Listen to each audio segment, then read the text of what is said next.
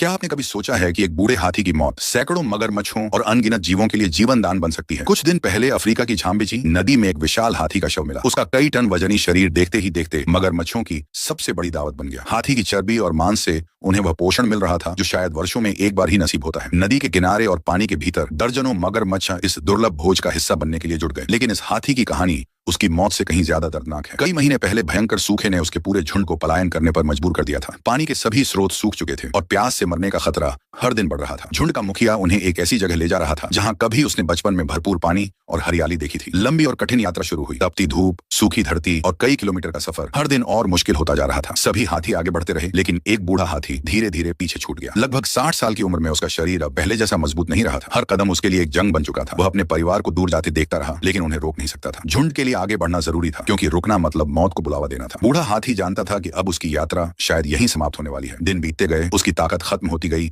और झुंड उससे दूर निकलता गया। आखिरकार वह झाम्बेजी नदी के किनारे अकेला रह गया। भूख, प्यास और थकान ने उसके शरीर को पूरी तरह तोड़ दिया। एक दिन उसने आखिरी बार आसमान की ओर देखा और हमेशा के लिए इस दुनिया को अलविदा कह दिया। कुछ समय बाद उसकी मृत्यु हो गई, लेकिन प्रकृति में कुछ भी व्यर्थ नहीं जाता। उसका विशाल शरीर मगरमच्छों, मछलियों, पक्षियों और अनगिनत छोटे जीवों के लिए भोजन बन गया। जिस शरीर ने जीवन भर अपने झुंड की रक्षा की, वही शरीर अब सैकड़ों अन्य जीवों का पेट भर रहा था। फिर महीनों बाद बारिश आई, सूखी धरती पर हरियाली लौट आई, नदी फिर से भर गई और जीवन एक बार फिर मुस्कुराने लगा। हाथियों का झुंड भी शायद एक दिन उसी रास्ते से वापस गुजरा होगा, लेकिन उस बूढ़े हाथी के लिए बारिश थोड़ी देर से आई थी। उसकी कहानी यहीं खत्म नहीं हुई, क्योंकि मरने के बाद भी उसने अनगिनत जीवों को जीवन दिया। यही प्रकृति का सबसे अनोखा और सबसे खूबसूरत नियम है। एक जीवन का अंत किसी दूसरे जीवन की शुरुआत बन जाता है।